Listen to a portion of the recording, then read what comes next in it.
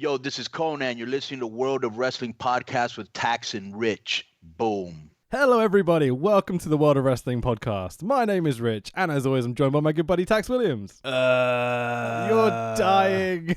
not dying of illness, dying of fatigue. Let me just point this out to everybody. If you are listening to this and you're thinking, you know what, maybe me and my partner could start a family. Maybe we could adopt a child. If you like having a life and you like sleep, just don't do it. Just don't do it. I concur. This message was brought to you by Blue Chew. I think we should... Oh, well, let's say what we're doing. So today we're doing AAA Triplemania XXVII. So AAA is Triplemania from Mexico. The 32nd edition of Triplemania, even though it's number 27. Really? Yeah. How does that work? I didn't even know that. They just did other Triplemanias before they started numbering the shows. Really? So this is the 32nd Triplemania, but it's Triplemania 27, which we're covering. I love Mexican wrestling so much. It's just so full of utter bullshit like this. And does this not just set the scene for what we had to witness in this show? Yeah. I mean, this is going to be a fun podcast. It was torture sitting through this show. It was terrible. This was delightful, because considering this was one of the first pods we did, this was actually going to be the first Triplemania of 2017. Yeah. Was going to be the first pod we actually looked at when we started off the podcast. And then we went for the NXT UK stuff because it was current and relevant to the UK scene. But, you know, we don't care about that because Brit Rest is dead, right? Yeah, of course. Yeah. Well, that being said, so World of Wrestling Podcast number 2 was Triplemania 25 from 2017. So technically our fourth podcast we ever did, but the second numbered one, because we had the preview thing where we're just like, let's just sit down and talk and check we can do podcasting, which I knew we always could, but it was a good one to do. The prequel, we called it. Then we had that NXT UK show, because we were like, oh, this is going to be like the greatest thing ever. Yeah. And then we did the New Japan road trip. So this technically was fourth. I put one quote from us at the beginning of the thing when we're discussing this. All we've said was, it's all fucking terrible. That's kind of how we summed up the last show. Didn't we sign off episode 2 by saying we are never going to cover AAA ever again? Yep. Well, this is this is professional wrestling. We can go back on whatever we want. Before we jump in, I think we should address why we're not live on YouTube anymore. God, it's a ball ache setting up cameras, isn't it? Yeah, for sure. So, I mean, I enjoyed doing video. I'm a video producer for a living, obviously, as you very well know. And it was a good laugh, and I enjoyed it. We've still got all the gear, and we're still going to be live broadcasting some bits here and there, for sure. Maybe mainly kind of Super Quiz Cups and things we've talked about, live broadcasting. I think that'd be fun on YouTube. It's a visual thing as well, with all the people we're going to cram in this room at some point in the future. But yeah, it's just, I found myself flustered for like the first half an hour of every podcast, because I was setting up lights and cameras and microphones and stream keys and everything.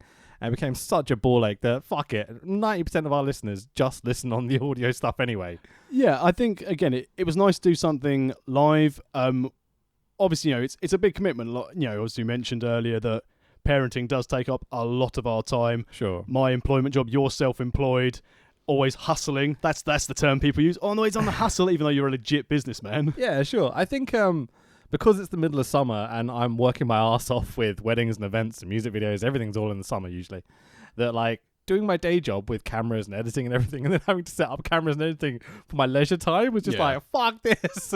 So this is going to be purely audio from now on, apart from like a few extra ones. And if we end up doing like something like a Patreon or something in the future, I definitely think that could be like an added extra to make it worth the while of the investment or for people. Yeah, but that's not saying that episode 50 won't have accompanying video to it. Episode 50 is basically going to be a YouTube video. Yeah. I think there will be some audio we're going to record like on the road trip to and from and all that sort of stuff. Yeah. Without giving away what we're doing still, because we've been teasing this for weeks now. Yeah. We'll see how well the actual recording of the video goes before we release it. And if it goes badly, episode 50 is going to just be Stardom's 5-star Grand Prix again. Could very well be. Well, I was thinking about doing, I'll quickly discuss this. Fuck it. We'll get to Triplemania in a minute. It's only like 4 hours. 5 with the introductions. Absolutely. So what I was thinking about doing was doing like a wrestling show, like a normal podcast for episode 50, and also doing a bonus for episode 50, which would be the extra thing we've talked about. Oh, okay. But we can discuss this later. I don't know. I'm umming and ahhing about it. It would maybe take the shine off episode 50 a little bit. Yeah. We'll find out. We'll talk about it next week. Yeah. Anyway, so AAA Triplemania. Yay! So this was broadcast live on Twitch, allegedly in English and Spanish commentary, but I actually looked this up live at the time because I was like, oh, people are watching Triplemania. Let's see what's going on. I went onto Twitch and it was exclusively Spanish commentary. I searched for the English commentary live. I tried the options and everything. It just wasn't broadcast. And so I ended up not watching it live because I was like, oh, I want to see the English commentary to see how bad it is compared to last time. Yeah. But like, we'll get onto that in a second. I did have a watch of some of it live, but like it was a bit meh. And I was like, we'll find the full thing at a later date. So I watched the English commentary version. What did you watch? I watched the Spanish commentary. You did watch the Spanish because I we did. talked about it, but we never confirmed what we were going to do. Excellent. How were the commentators for you? Enthusiastic. Okay. The highlight for me of the Spanish commentary is obviously how they're shouting, obviously, all of their Spanish commentary, as you would expect, and you pick out the English moves in Spanish. So I enjoy a Canadian destroyer. Did they shout a Canadian destroyer? But my favourite part of the whole commentary during, I think, the third or fourth match, because, it's flippity floppity, everyone's everywhere. Yeah. When someone did a Spanish fly, it was like, Spanish fly! Not a fly Espanol! No, it was just a Spanish fly. And I was like, Wow. oh, that was excellent. As long as they called it a one-person Spanish fly, then we're good. It was just Spanish fly. And I think, from the commentators, did you have the pre-show, the hour-long build-up plus the dubbing? I don't think so. My version was 4 hours and 3 minutes in total. Mine was over 5 hours. Okay, so you've got an hour that I just haven't seen. So did you still have the procession of the flags as we had last year? Yes. Is that when your show started, with the procession of the flags? My show starts on a video package with recent going-ons. There's a countdown. Then we cut into the huge stadium. It pretty much gets into like ladies and flags straight away. Okay, so I had a whole hour before that, which was Right. basically, and which again, Did it include this dark match that I found listed that I didn't see, which was Archangel Divino, Astrolux, and Dragon Bane versus Aramis, Erez, and Toxin? it did Okay, how was it? Because I completely missed this. flippity stuff. So basically, No shit. basically this is all like the best non-AAA luchadors, all there in basically a spot fest. I wrote here high octane, frenzied, and basically Toxin looked like subbar in comparison to the other 5 luchadors. Okay, so he's the young boy trainee yeah. probably coming through, or But- the old guys just hanging about. It's usually what happens in Mexico. It was still impressive, and basically the feedback so far. So Dragon finished off. So Dragon hit a standing Spanish fly and then a 630 splash for the win. Nice. Okay. So So I mean, already that's a massive high standard of high spots. yeah, from a pre-show, and a lot of the buzz of all the reviewers of this and all the people who follow AAA, after watching this match, they said, "Oh, I hope the Young Bucks were watching." I was like, they probably weren't. They probably had burritos before their 6-man. Bad to say, there's different caliber surely at this point. Yeah, this is basically. I mean, the Luchas, the Young Bucks at least have an understanding of narrative. Yeah, like- this literally had. This was very much like an indie show where get your spots in, boys. And they did.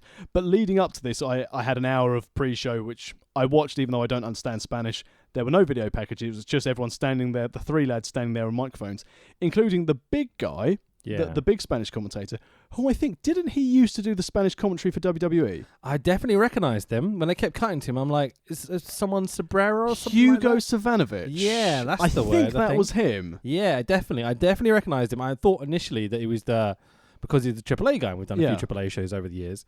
One. That's a few, I've watched other ones in the past. But no, I'm absolutely convinced it was the big guy who used to do WWE Spanish commentary. So that's where I'm going with. So WWE ex-Spanish announce table guy. There you go. Now clearly has a phobia of tables. Guess who I had on commentary? Not fucking Alex Shane. Not Alex Shane. Dave Bradshaw. Not Dave Bradshaw. Not Kevin Gill. Thank God. Okay, I had Matt Stryker and Joe. Let me try and get this last name right. Dombrowski? Don Bronkowski. Yeah. Do you know these people? Don Bronkowski does a lot of stuff, I think around Chicago, sort of, Chicago Indies. And obviously Matt Stryker he's knowledgeable, but his delivery's a bit pants. Mate. Mate. You've been so generous by calling him a little bit pants. This basically, my notes are 90% Matt Stryker is a fucking prick, and I wish he would shut the fuck up. Did you not like his stuff when he was doing commentary with Vampire on Lucha Underground? This is why I got so disappointed. Okay, I've often enjoyed Matt Stryker's commentary. When people used to shit on him on SmackDown for getting all these facts wrong all the time and everything, I was like, well, yeah, but he's so entertaining and he's understands the product. Here, he's like over explaining. He's sucking his own dick the whole time about how great he is. Same with Joe as well. Like, Joe is listenable and does a good job of doing the play-by-play stuff. Matt Stryker tries to be a color commentator here, and it's intolerable by the end of these 4 hours. Now, one of the things I found when we watched the foreign language shows, I do find it quite difficult to keep engaged for a prolonged period of time, because I do enjoy the commentary, because it does give me either the narrative of the characters and the backstory that I don't know, or it's flipping hilarious and they're so bad it adds another level to watching it. But if it's like Germany, like WXW, or Japan, like New Japan or whatever, the guys in the ring are telling somewhat of a story. Yes. In Mexico, it's just spots for the sake of spots. Yeah. And so there's no narrative for you at all, really. Not at all. I mean, this is what we'll get through, and obviously we're going to go through the card in a lot of detail, but out of the 8 matches that were on this card, could all pretty much be the same. Oh, absolutely. This is completely interchangeable for the 3 Triple Manias I've ever seen in my life. But there are obviously some old favourites which we'll get to return to it. And I was so happy that some of our old favourites are now super over. From some of our old favourites from 2 years ago are now super over in AAA. So we jump in to an opening video package with recent going-ons in AAA. Some general AAA kind of classic moments from the years, and a countdown begins on the big screens. We cut into a fucking gigantic stadium. This thing looked humongous. Have you got a capacity for this? Like, no, because this is still just Arena Mexico. Yeah, it is the Arena and Mexico. And this is, I think they've now done Arena Mexico for the last 8 Triple Manias. Yeah. Which, again, makes sense because... It's like their home venue for these big shows, yeah. But yeah, I mean, it's huge. And instantly, as soon as we cut to that arena and we get to see the various sponsors coming through, I was like, yes, un fono. Yes. There's one later with Wagner where it's like, I've got it written down, but it's like Wagner's luncheon meats. Like, what is this? Like, advertising ham and like, and so weird. As became apparent later, I was like, why are they advertising a sticker book? There's so many weird shit going on. You probably caught a bit more of this than I did, because obviously you've got extra bits. Yeah. So I might have missed a whole bunch. So feel free to interrupt me and be like, oh, you forgot the sticker book. You know? Did you get the mass promo of the sticker book? I don't remember that at all, no. Because I'll forget to drop it in later. All right, go on. In Mexico, you can buy a Panini AAA collector's sticker book. What? Panini? And how does that work? And basically, you collect 5 Wagners and you get a free like Blue Demon Junior hot dog or something. No, the Panini, the sticker company. Oh. Do you see the football cards and stuff? Yeah. Not the toasted sandwich goods. Fucking hell.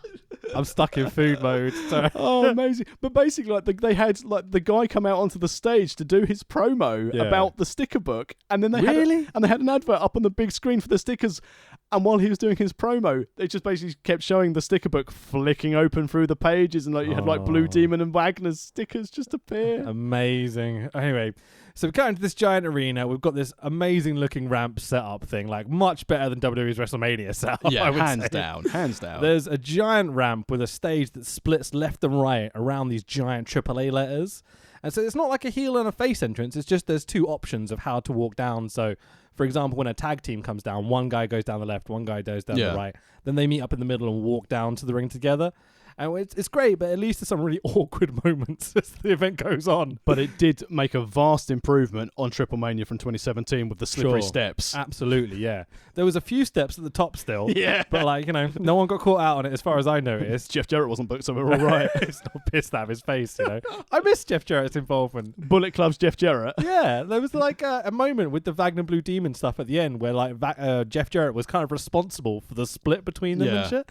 I was like, we need a run-in from Jeff Jarrett, surely, in this blood feud or whatever. Anyway, so there's tons of pyro. It leads into the parade of ladies and flags. We're like, yes, come on, here we go. Triple Mania's happening. I love AAA nostalgia. Two Triple Manias in. It's mental. There's like, it's memorial flags, aren't they? Like, it's people that used to run AAA or they're a big part of it have got their they're like pictures on these flags, and they're ornate, and there's lovely ladies that bring them out. And because it's now down to the wife of the original president to run it, and who's the woman that got bumped onto in 2017? Yeah, and she also gets a lot of shit from LA Park later on in the show after the match. So it's Marissa Pena, who's the AAA owner, and later so she gets just hurled abuse at by LA Park, who basically goes, "Oh, by the way, your nightmare's here now." Nice, cool. I had to get translations of some of these promo bits online. I appreciate that, because I'm terrible at this sort of thing. So thank you very much. I mean, it's super weird that she's sitting there with obviously her husband, the previous owner of AAA, in an urn ringside. But I like the fact that because Triplemania 2 years ago, they had multiple urns. Yeah, there was only 2 this time. Yeah. Do you know? There was 2. Yeah. There was like 6 or 7. There was too many last time. It's weird. So the commentators get their own entrance, which I'm like, whoa, this is interesting. Again, I had Matt Stryker and Joe Dombrowski, and you had the Spanish guys, who are awesome. So the man in an all-black suit talks on the ramp, and he does this in between every fucking match, and he talks for at least a minute every time, shilling, explaining something, but none of this was translated for me. It's just purely shilling stuff. So basically, the impression I got that it was the first introduction of him on the ramp was welcome to Triplemania. We're going to have a lovely time. Oh, Blue Demon and Wagner. Basically setting the scene for what's been going on, and then hyping.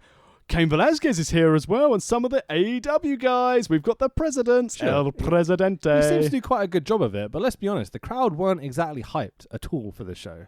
There are 2 noticeable pops throughout the show. Yeah. But obviously I will call them out as we get to them in the matches. Because I was shocked at how placid the crowd was. But they were for the other Triplemania we watched. They weren't into it at all. Probably because they've been sat there for 7 hours during the build-up watching people set up the ring. Maybe I was just enjoying it so much the last time because it was so bad and it was so ridiculous and such that I just kind of ignored the crowd participation. But they weren't into it until you got to the final 2 matches. Even even the first of those 2 matches, like, they were dead. But anyway, so you got that dark match that we've already talked about, but let's jump into the next one. So AAA World Mixed Tag Title match. Bloody hell, that's hard to say. AAA's World Mixed Tag Team Title 4-way match. Fucking hell. Yes, so this is a mixed gender tag teams. And like that, it's exclusively built. One is pink, one is blue. Yeah. Just for like a woman and a man to have belts. And this is completely unique. I don't know any other company that just have this. This is awesome. Yeah. Really, really cool. So, we've got Big Mummy. Thank you. And Nino Hamburguesa, who's my current favourite, who are the current champions, versus, oh God, making his return to the podcast, Australian Suicide and Vanilla, versus Sammy Guevara and Scarlett Bordeaux. Now, fuck me. And her very, very short skirt. That wasn't even a skirt. That was the bottom hanging out of a belt. Pretty much. It was fabulous. Yeah, versus Lady Maravilla and Villano Jr. 3. Yes. Okay, so this Joe lad immediately sounds like American Dave Bradshaw. I'm like, fuck, because he's shouting and shouting and shouting for me. You didn't get this, obviously. No, luckily not. But Matt Stryker makes his first fuck up of the night by calling Scarlett Bordeaux. I'm like... It's like TNA don't own that name. Dude, you can't pronounce the word Bordeaux. Like, it's not that difficult. In fairness, though, if he was seeing the screen capture of her jumping in her skirt belt, and it was it's Scarlett, so like blew his load in his pants. But like, I did immediately. I'm like, you don't know the name of the American stars? Like Scarlett Bordeaux, huge. Is quite a character now. Like she's out there. You know what I mean? Considering that she's finally been granted her release from TNA as well, she will be going AEW bound without a shadow of a doubt. Oh, it seems like it. Especially with Killer Cross as well. Good heel character. Yeah. Team with some... hang on, you just revealed the secret partner in the 6-man. Well, it was what it... Oh, really? Was that meant to be a secret? Yeah, he was a secret opponent. That was never explained to me on commentary, so who knows? But the point being that... so, you know how Del Boy... Yeah. goes... says things in a French accent but gets them completely wrong all the time because he's trying to be... worldly cultured. And stuff. Yeah, this is Matt Stryker. Matt Stryker's become Del Boy from Only Fools and Horses. He's fucking abysmal. I'm glad you didn't hear this because we could rant and rave back and forth about it. Well, I actually know there is actually for brace yourself, everyone, brace yourself, listeners. There is a storyline leading into this title match. Okay. The shocked face expression, I wish we had cameras for this. Narrative. Yeah. AAA. Well, the storyline leading into this was that Big Mummy and her tag team partner, Nino Hamburgus, they've been having a bit of beef because... You mean Hamburger Racer? Because you got that wrong, I swear. I'm Matt Strikering it. Do you not understand the fun? So basically, this the storyline leading into this, there's like a feud because Nino was in love with Lady. Oh, there is a story. I remember this. And, they actually did this in the ring. Yeah. This is good. But apparently leading up to this, that he's lost them so many matches because of his personal feelings for her. So he's become so enamoured with trying to impress Lady that he's been costing Nino and Big Mummy many, many matches leading up to this. And that's why, things transpired as they did. Shenanigans. So we've got a lot to get through. So let's skip through some of this. So Guevara and Scarlett are quite a good team together, being the American heels. The introduction when they were announcing the teams, they jumped down Di Matteoing it in front of the camera. For sure. They even steal the headsets from the commentators and are talking shit. It's terrible, but they're doing all the right things. Yeah. You know what I mean? Big Mammy has a crown and a royal cape and looks fucking awesome. And it's over as hell. One of the most over people on this whole show. More than Hamburger Racer, more than Scarlett or anyone. Sorry, well, for the purpose of Matt Striking, we were going to call him Nino Hamburgers from now on for the rest of this show. So, we get the heel ref first appearance in this show because he doesn't do the opening match, does he? Boo. So, I think we've talked about this before, but AAA have a heel ref who basically could just allow them to pull off any shenanigans they ever want to because he can just be like, nah, I'm not counting that pinfall. I'm going to count the pinfall I want to count. So 1, 2, 3, you win. Hooray. He's got tenure. It means that no one ever has to sell for anyone else because you've got this heel ref. Which is great for AAA based on the lack of selling there is in this entire show. It's so dumb, man. So, heel ref gets his own introduction after all the wrestlers get their introductions. And you're like, oh, okay, so I see what you care about. Marvea Villano do a code red looking thing. Almost bends, is it Scarlett in half? And they almost kill her straight away. And this is terrifying, some of the botches in this match. Well, it was nice that a delegate of the female American wrestlers turned up and they weren't absolutely battered by Sexy Star this time. Sure, absolutely. I mean, that was better. I mean, it's Mara there that takes most of the punishment in this. And you just feel sorry for her because there's a bit where they...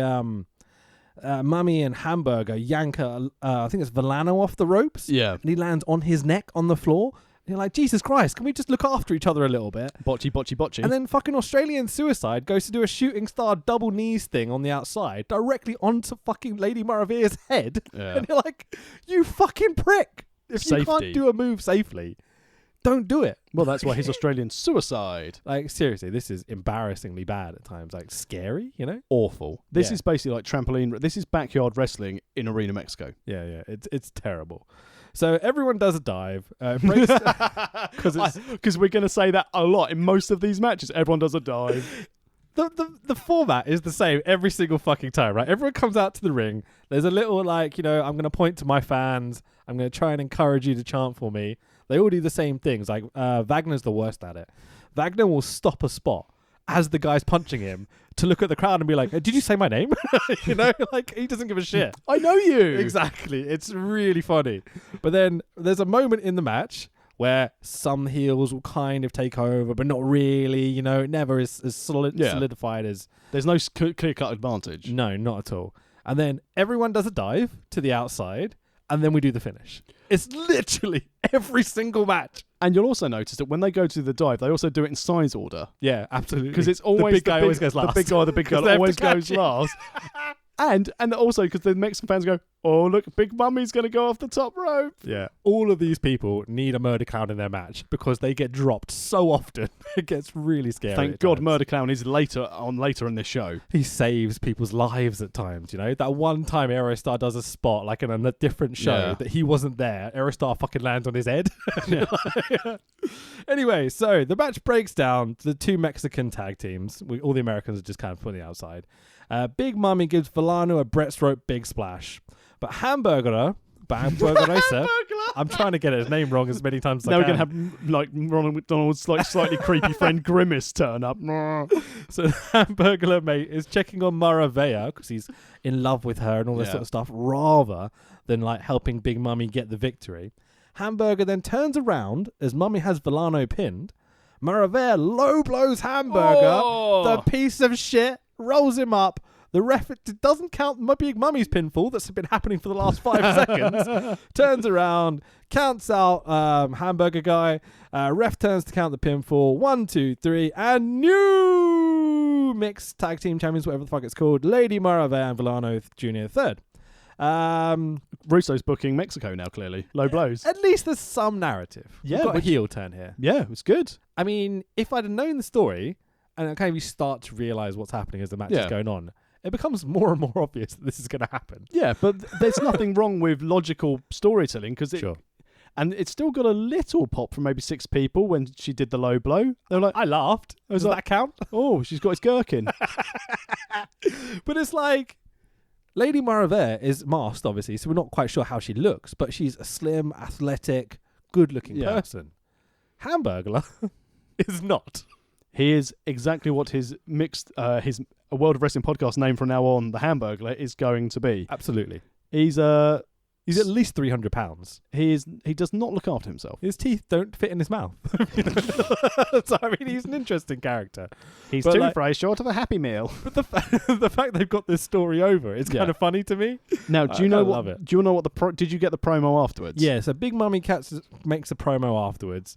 Stryker does his best to translate it, but it's yeah. So the translation was that basically Big Mummy took to the microphone. She expressed her anger at Maravilla for hurting the Hamburglar. Yeah. And she wanted a singles match with her. Great. So, Eye of the Tiger plays this fucking friend of the podcast, Conan, makes his entrance. Hang on, what music played? So Eye of the Tiger, because copyright doesn't exist in Mexico. There you go. So it's kind of a little bit disheartening when Conan needs a bit of help down the steps at the top. You're like, getting on a bit now. Like, your knees have gone in 98, you know. So, but like, goddamn, I love Conan so much. Does the intro for the pod. Legend.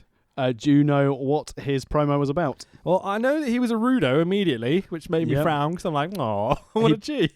He basically insulted all of the Mexicans in attendance at Arena Mexico, and compared himself to national icons like El Chavo Delocho, sorry. It's fine. Okay.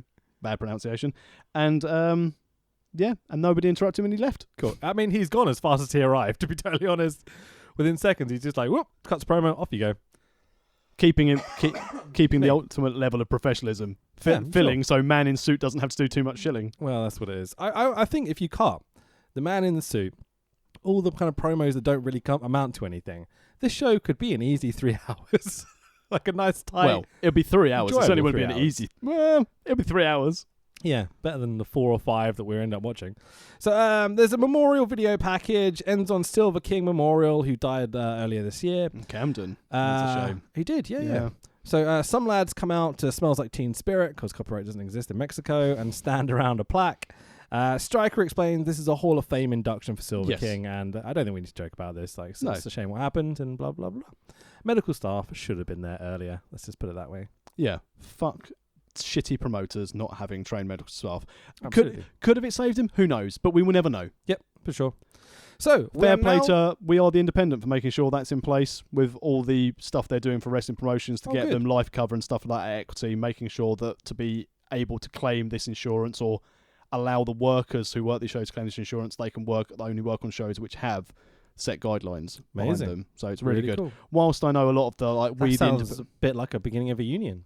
Well, that's what it's trying to be. It's not as much of a union side of things, but this is the whole thing behind We the Independent. It's more than a merch company, although I'm sure that Rob and Big Dave Starr are taking a fair decent cut out of all this merch sales, because even in Canterbury I've seen people walking around with We the Independent shirts. Oh, nice. So, fair play to them. And if it's going to work well for the wrestlers, then I'm all for it. Yeah, cool. Did you too sweet the person in the independent shirt? No, because I'm a corporate sellout, and I was like, "What's this guy doing walking down the street? I've got my corporate umbrella on, keeping myself dry. Well, this guy's soaked." So I'm not a biggest fan of Pets at Home as a place, because they abuse a lot of their animals and shit.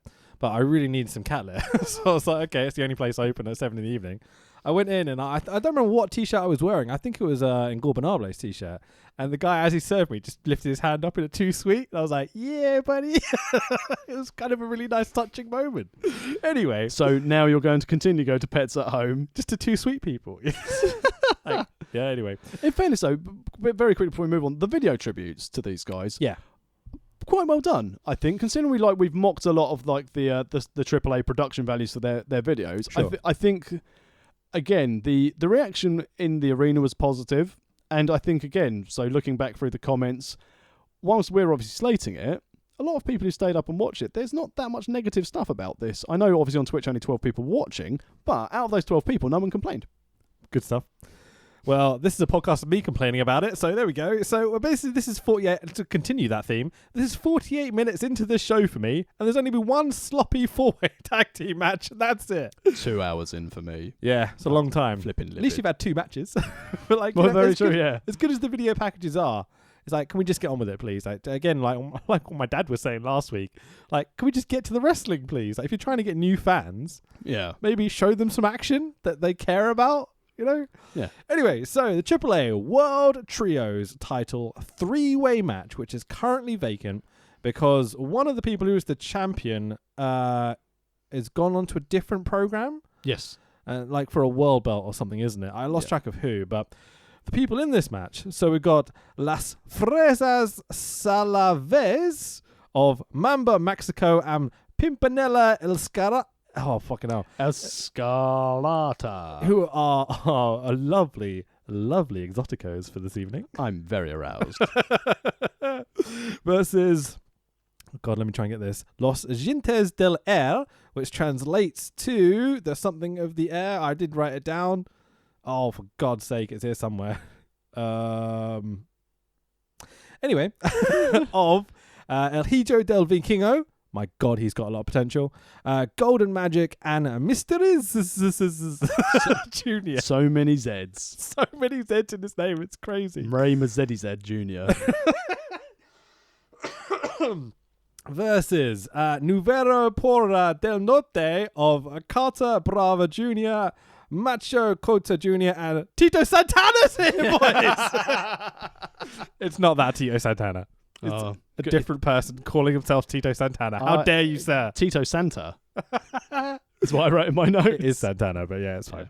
Tito Santa. I mean, immediately as the first Exotico team come out, I'm like, so many bright colors. There are drag queens. There's a woman singing a song. It's Exoticos. Yeah. Oh, it's Tex Williams' entrance. They're fucking hilarious. They were top draw. And again, Pimpinella is talented. Like, she's an old girl now, you know what I mean? But like, Jesus. But this is why we watch AAA. We get everything. We get our young luchadors. We get our spot fest. The Exoticos are brilliant.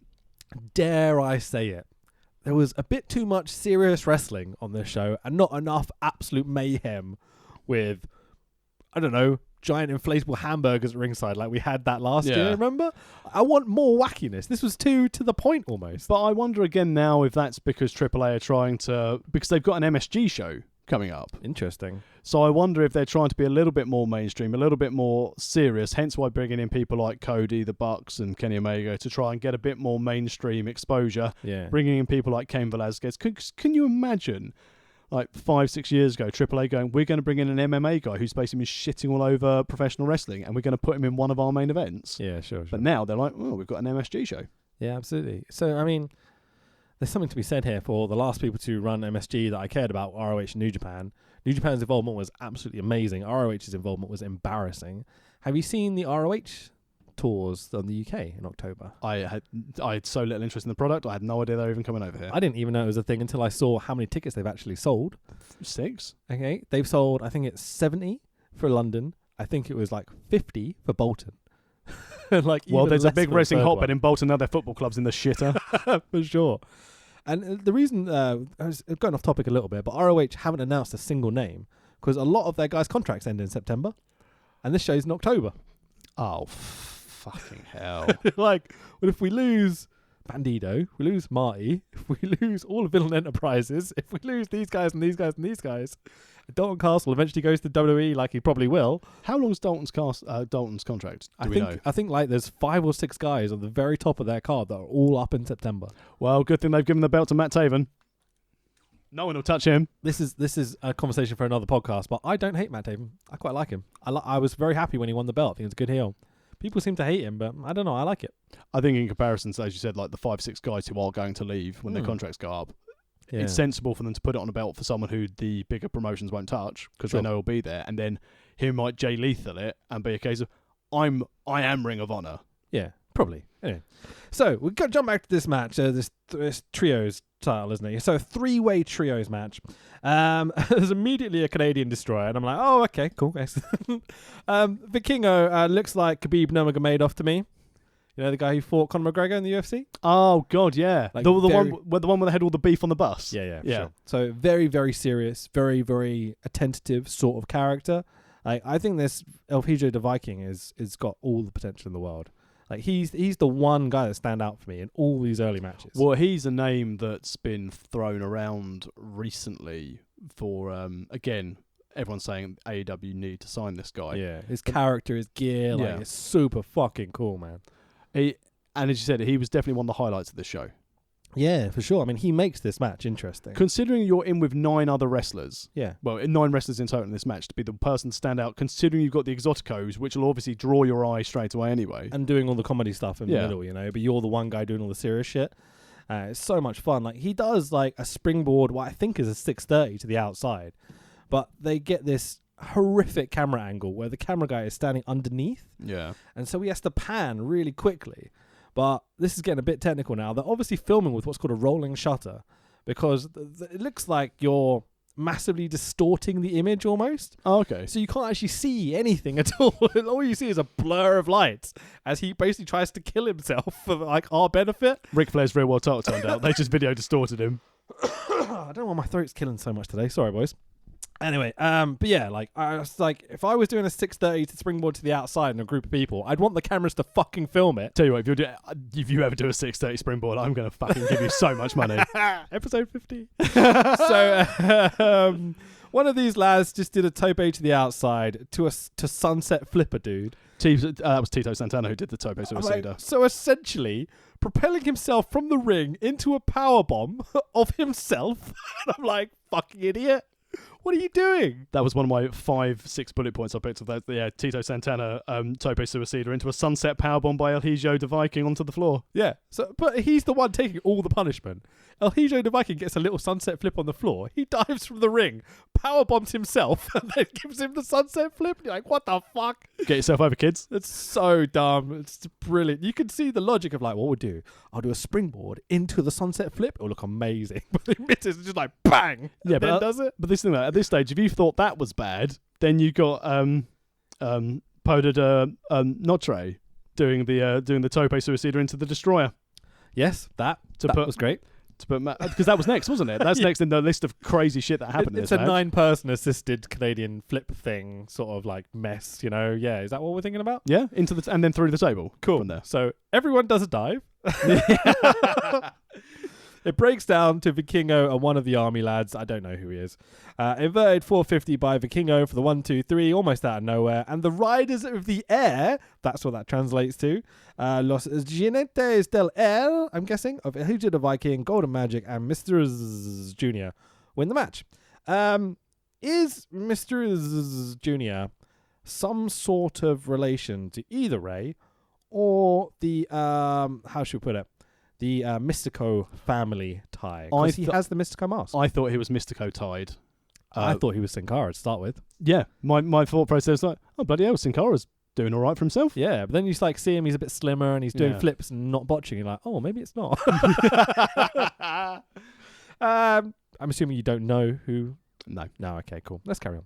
So Matt Striker has this amazing line of Mexican lucha is the best lucha around. Great, well, CMLL don't really mind about that, do they? Absolutely. And the guy in the suit on the ramp goes, the next match is a spectaculare. Oh, perfect. And it is. It is proper spectaculare. Sure. So, the Copper Triplemania match. Let's get ready to... Which they do at every Triplemania, as far as I'm aware. It's basically a quick way to get everyone on the show. Of Aerostar, Averno, Chessman, Drago, Eclipse Jr., La Parka, it is La Parka, isn't it? Not LA Park, Monster Clown, Pagano, Puma King, Rey Scorpion, Superfly, Vampiro, and Our boy Conan. You haven't also listed Murder Clown yet. If I missed Murder You missed Clown? Murder Clown. You said Monster Clown, who's in there as well, but you also missed Murder Clown. Oh, because our boy Murder Clown's also in this match. And also, a new friend of the Clown family, you also missed Dave the Clown. Who's Dave the Clown? Dave the Clown was in this Rumble as well. Was he? He's one of the other clowns, yeah. I missed loads of it. Fucking hell. Okay. So Striker goes, this is a Royal Rumble style match. And basically it is. I thought he was just going to get it wrong completely, but it's a Royal Rumble style. With one pins. person comes, but you can pin, you can submit, everything else. And also eliminate people by throwing them over the top rope. But there's a special rule in Mexico that if you're the person that throws yourself over the top rope, so you do a dive to the outside, you're not eliminated. And right, because you have not been eliminated by anybody. Self-elimination is fine. Absolutely. So Macho Man still would be in the Rumble in this case. And again, self-elimination is fine if you're watching WrestleMania 2000 on your N64. Oh, brilliant. Stop making me laugh. You make my throat hurt. So Clips is Super Crazy's nephew. And definitely has some elements of Super Crazy. I think has some potential. A lawnmower? Literally, fucking hell. So Matt Striker will not stop talking during this match. He's starting to become very annoying. It's become one constant, just like constant with Matt Striker, to the point where the other guy actually interrupts him at one point, and Matt Striker's like, "Oh, why are you talking?" And you're like, "Dude, what?" Like it's bad. So copyright doesn't exist in Mexico. All these guys have got copyrighted theme music. Every time there's a countdown and we come to the next person, there's a giant explosion that hurts my ears because I was watching this with earphones. Oh, really? Because they had the countdown clock in the bottom right-hand corner of the screen. Yeah. Or if you started watching it on a dodgy YouTube version because they watched it on the flip mirror, it was on the left-hand side of the screen. That's when I realised I was definitely watching the wrong version on YouTube because it was obviously pirated and flipped the other way. Right. Okay. And then I found a more up-to-date version of the show. Cool. But I love a Royal Rumble. Yeah, I mean I love a Rumble too, but this is probably one of my favourite matches of the night. To be fair. And again, there are storylines throughout this. A few. Are there? There are. Oh, there are a few. I'll pick them out as we go through them. Don't worry. We know Murder Clown's going to catch Aerostar when he jumps off something high. That's not a story. Obviously, we've got Conan and Vampiro reciting their bad blood, which we'll get to as we go through. Yeah. And obviously, everyone enjoys a Donald Trump t-shirt, which Conan was wearing. T-shirt? Well, vest top. It's a bib. He's wearing a Donald Trump bib. Mexico is for Nacos on the back. Conan's trying to raise money to build that wall. Yeah, sure. What's a Naco? That's just what it's on the back of his shirt. I thought he meant to put Narco or something like that, but who knows? And then, And then I've obviously... got to say, our boy Murder Clown, when he comes out, he looks amazing. The new mask, the new gear, he looks fucking great, man. And also from a storyline perspective as well, Cheeseman and Pagano have been going at it for about 6 months prior to this. Cheeseman? Yeah, Dave Cheeseman. I love autocorrect.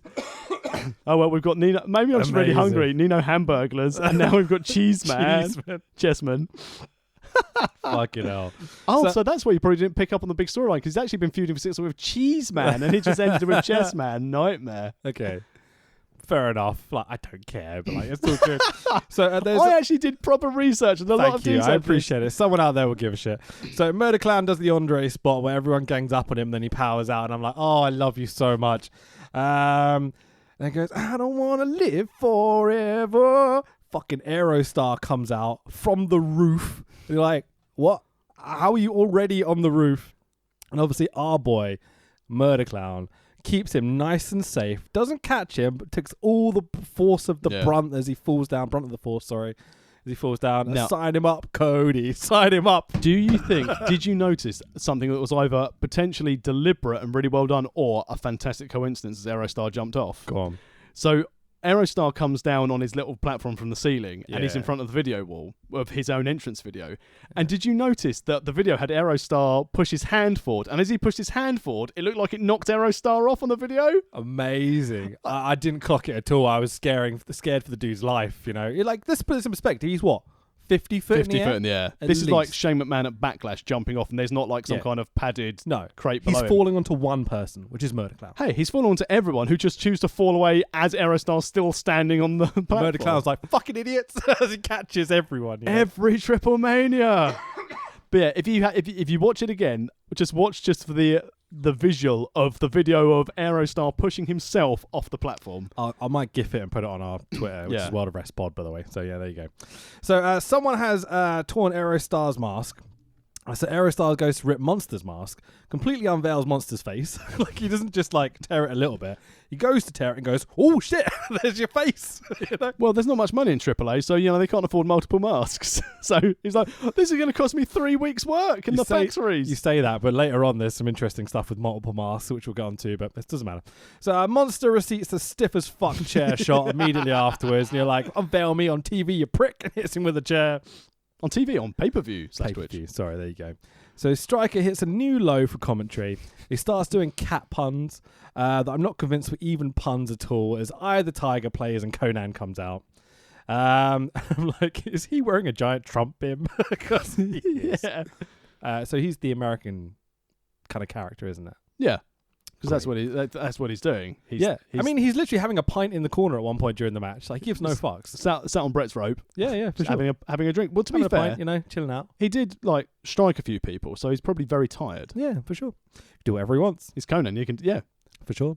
I was going to say until Chessman comes out. Cheeseman, And Red Cheeseman. I've got the perfect description. Chubby Mexican Wolfpack Sting. Yeah, exactly what he is. or Katie Vick's boyfriend. Oh yeah, sure, but like, It's definitely more Sting than Kane. yeah, shorter and fatter. I'd say Sting face Kane's body, Kane's outfit. Yeah, just about. Yeah, for sure. That's about right. Just stealing everything. Doesn't Yeah. give a fuck. So AC/DC's Back in Black plays because copyright doesn't exist in Mexico. And Vampiro comes out. Nice sell with the holy shit as Stryker on commentary, because Stryker's like, "Holy shit, it's Vampiro!" Like, I thought he was almost dead from swears. Mutant Underground. Who released him from his contract? But I really liked Conan's selling of the, "Oh no, it's Vampiro! God damn it, what's he doing here?" Because they properly get the advantage, all the Rudos Yeah. at this time. So the Technico coming out, and it's a big deal. It's really, really cool. Vampiro and Conan brawl. Vampiro eliminates Conan, just kind of walks to the back. Oh boy, Murder Clown does a 619. And I'm like, Booyaka, booyaka! God damn it, this scorpion fuckface just hit Murder Clown with a chair and pinned him, eliminating him from the match. I shall strike thee down with furious anger. God damn you, cheese man. How dare you eliminate our boy? My throat's killing me. Just give me 1 second. I really, really want someone to create some Murder Clown merch. The only merch you can buy is Psycho Clown or Pagano. It's fucking infuriating, isn't it? So there's a point later in the thing where they're trying to shill us merch. And I'm Yeah. like, I would gladly buy your merch if you had anything for Murder Clown. Yeah. Anything at all. Anyway, so I love let's it if jump they through it. suddenly go, "Oh, here's this Murder Clown snapback," or "Here's these Murder Clown memorial gloves." I'd buy everything. Like, I would get my credit card. I'd be like, fuck it. Have it all, please. Murder Clown pencil case. Sure. I mean, he was even in TNA and they didn't even make merch for him. And I'm like, come on, I'll give you money. Just make a t-shirt. They're leaving money on the table. Sure. With a guy that's like this well known as well and being the guy that catches Aerostar every year. You do realise we are just on our Amazon shop, so search World of Wrestling Podcast at amazon.co.uk, amazon.com, pick up our World of Wrestling Podcast t-shirt. We will, I will say this now, you will, find someone who can help us design a Murder Clown t-shirt for the World of Wrestling Podcast. Some sort of like, we'll catch you. Murder Clown will catch you, arms wide open, and we'll have fucking, what is it, Creed, with arms wide open. What's the thing with the cat hanging from the branch that all like people have in their office and stuff? You know what I mean? Like hang on or something. We need like a Murder Clown version of that. Do you want Murder Clown hanging off a tree? Like the kitty, but Murder Clown's face. Could we get a cat version of Murder Clown? That t-shirt would sell. Oh my god. Grapple cats would be all over that. Mate, I'm totally in. That sounds amazing. So buy a t-shirt so we can afford to do this. Just go to Amazon, search World of Wrestling Podcast, you'll find them. So La Parka looks like he gives 0 fucks when he comes out in the match. This is not the La Parka you know from WCW. That is a gentleman who's now called LA Park. This is like a second generation La Parka. Yeah. And I mean, the second he hits the ring, I'm like, well, he's winning. Yeah. Because it's La Parka, for fuck's sake. He doesn't ever job. Even this La Parka doesn't job. So immediately botches some sort of arm drag combo thing. You're like, you're just calling this one in, mate. So Purple Clown with purple balloons distracts La Parka, so Chessman can roll him up and eliminate La Parka. That was Dave the Clown. Oh, that was Dave the Clown. I always thought it was Purple Clown, but anyway, it doesn't matter. Because we can't have anyone go over this guy clean. Of course not, no. It has to be shenanigans, more shenanigans with the heel ref doing fast counts and stuff. The last two in the match are Pagano and Cheeseman. Chessman. Straight away, they botch an Oscar spot, and I'm like, fuck these idiots. Chessman puts himself into a DVD position on Pagano on the top rope for some fucking reason. Pretty dodgy looking air raid crash off the top rope into a 1-2-3, and your winner, as predicted at this point, is Pagano, because Cain Velasquez is in his spot in the semi-main event. Pretty much, because Pagano is basically a headliner for AAA, and with LA Park and La Parka and all these people, they don't lose, which is a problem, but, it is what it is. Yeah, but at least... I know on the other side of things, we always say, you look at the flip-flopping of Brock and Seth Rollins in WWE at the moment, at least they don't 50-50 book their top stars. Their top stars win. So if you then had Pagano and LA Park... Oh, you're talking about Mexico. Yeah, go on. Okay, yeah. You'd actually have a main event where people go, well, he hasn't lost, and he hasn't lost. This is Technico versus Rudo. Sure. Who's going to win? As opposed to, no one gives a shit, because they'll just get the receipt next week. Yeah, absolutely. Post-match, we get a blackout, some TV static and dodgy noises appear. LA Park and his fellow La Parka-looking fellas in suits come down to ringside, and you're like, oh shit, it's the actual La Parka we know, the chairman and all that sort of stuff. They beat down Pagano and smashed the trophy they got from 20 quid from China. Hey, don't knock the Super Quiz Cup. Honestly, while purchasing the Super Quiz Cup, I found the trophy they used in Mexico on that website. It's fucking ugly as shit. So LA Park sounds like a cartoon villain, like, next time, Gadget, on the microphone. He is amazingly good as a heel. I have what I think is a translation of the promo. Amazing. Where did you get all this from? I searched high and wide on sort of AAA fan sites and AAA message boards and Reddit boards to see what they were going. And obviously seeing the English language speaking, Spanish language people trying to communicate and translate for it. So, there were a few translations of this, all of the same ilk, but I enjoyed this one the most. Cool. So, while Pagano is down, LA Park took the mic and said the following per a Reddit forum. So this could be hideously inaccurate. Don't forget, Cabron, you started as a dog's butt. Oh, wow. I'm on the top and you stayed behind. If these people want a hair versus mask match, we will give it to them. Ah, so excellent. So Pagano's losing his hair. Yeah, he is. And then after that, he turned to Maricela Pena, who's the AAA owner, and said, I almost forgot, Senora, your headache is here. Oh, amazing. Cool. And she was probably thinking, yeah, because it's been a fucking long day and I'm still holding this urn. Sure. So there's a brilliantly awkward moment after this where the people are coming down for the next match, but the LA Park lads are still walking to the back on this tiny little rampways. They kind of have to avoid each other. Sorry, excuse me. Brilliant. So leading into our next match, the AAA Reina de Reinas, the women's queen of queens, basically, was it comes down to. Yep. Title for 7-way TLC match, which is currently vacated because our current champion, who was Keira, was injured and comes out in a wheelchair and everything at the beginning for the kind of the big spot, and it's okay. Do some cool storytelling. But the 7 people in this match, right? We've got Chick Tormenta, remember that name because she's very important in this match. Fabi Apache, who we know before, Lady Shani, who we know before. There's lots of people we know before. I'm just going to carry on. So, La Hidera, Taya Valkyrie, or Taya Valkyrie, as Matt Stryker pronounces it, Tessa Blanchard, and replacing Keira in the match is Ayako Hamada, who's the daughter of the famous Hamada from Japan and everything else. So, we've seen before.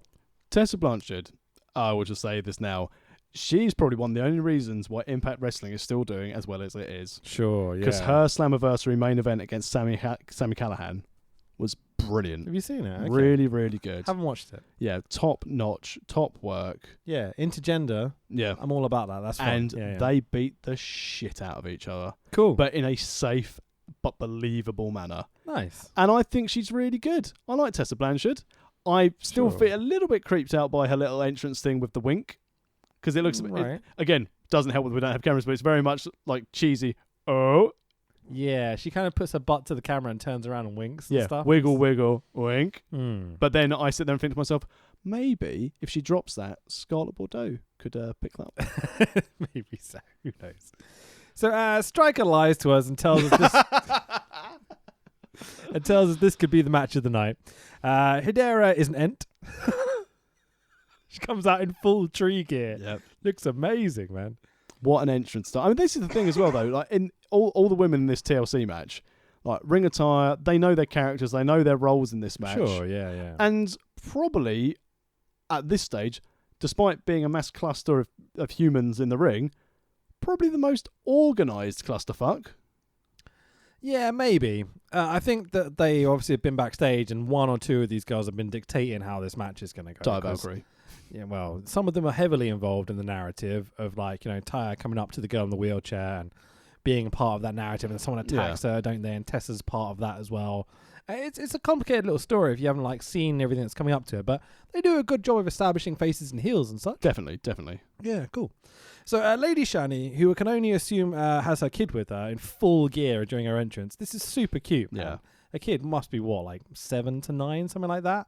And they're doing the full, like, ring entrance with the gear and the mask and everything, and it's literally 1-for-1, like, scale almost. Like, it looks really cool. And again, it's the moments like this in wrestling. Again, I will hark back to like WWE, where it's like Shane McMahon, when he was wrestling Undertaker, brought his boys out to do the ring entrance. Great moments. It's not stuff like that that's really nice.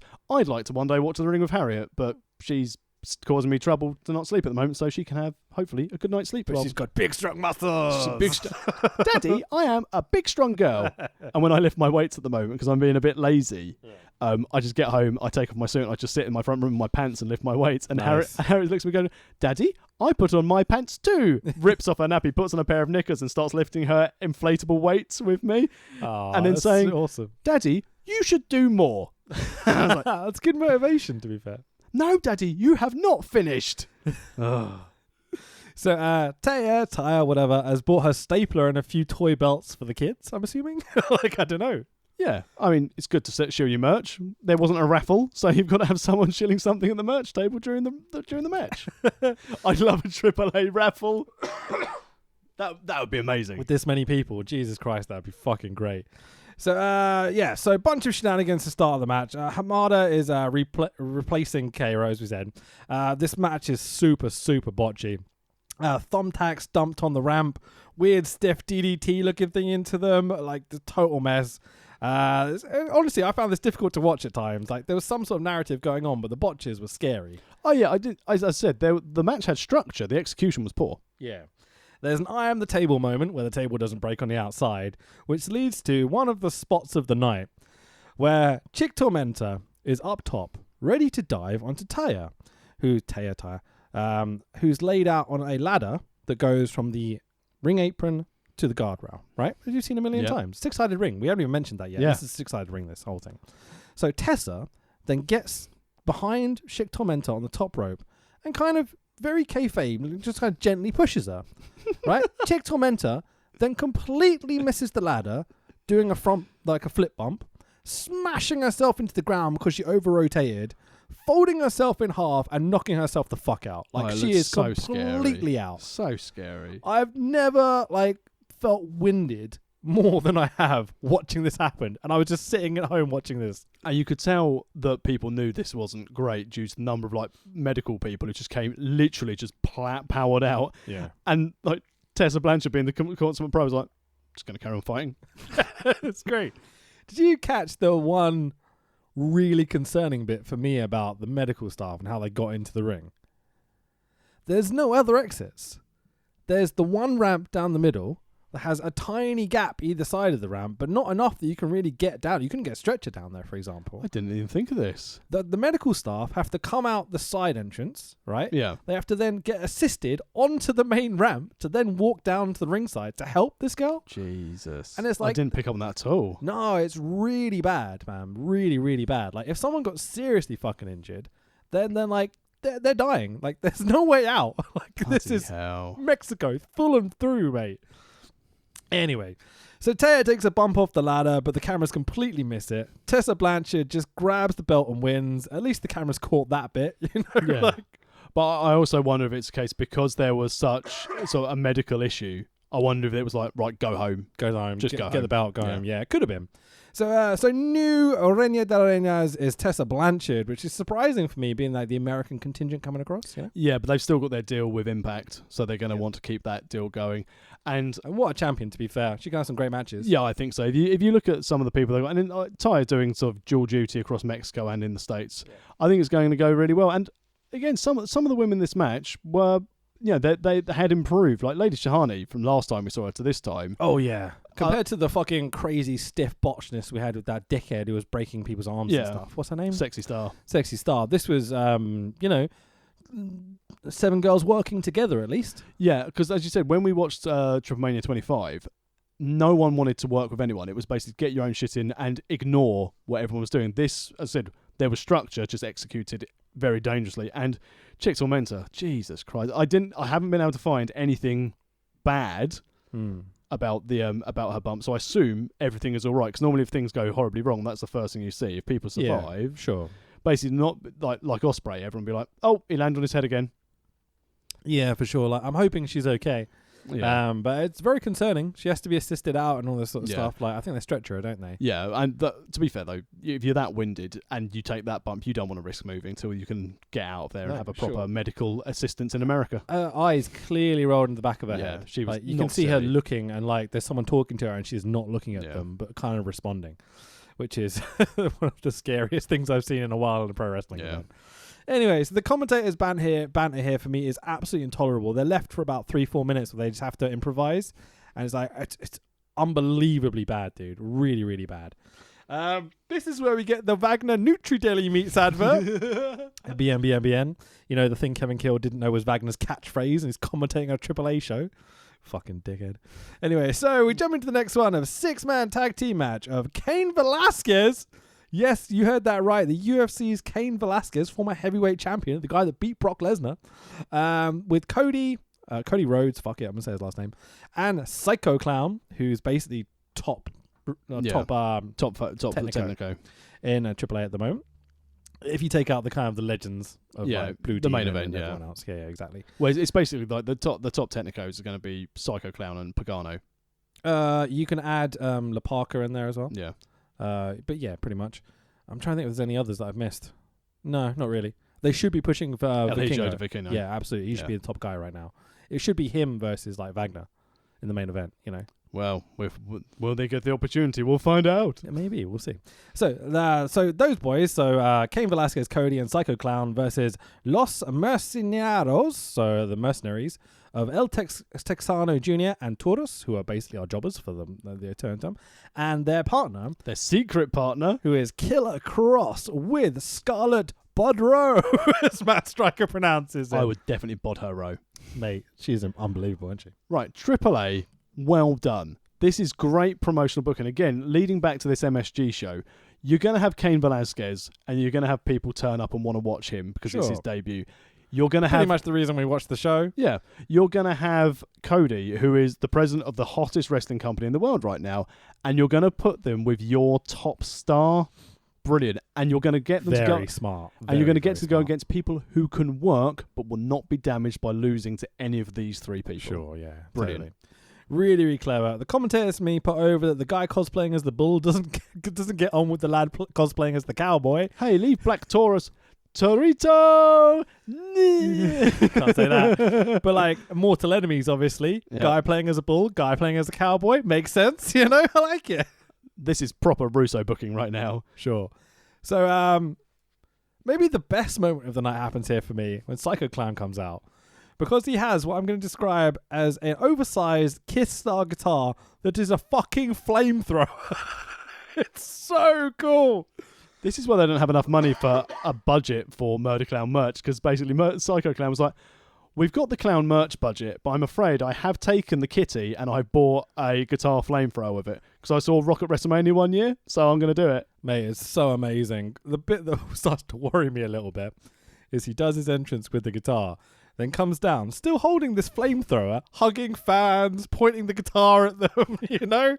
Don't hit the trigger, whatever you do, because, you know... I mean, his name makes you think you can definitely trust him carrying a flamethrower. Psycho Clown. Maybe I should start becoming like Psycho Tax. Imagine if the guitar had accidentally gone off as he was hugging fans. It would have been the best Triplemania ever. Oh my god. Set fire to half the audience. This is a serious flamethrower. It's like 10 foot, the flame on it is massive. Flipping beast. So impressive. Oh, I loved Anyway, it. so Brandy didn't make the trip, unfortunately, to Mexico. She wasn't booked?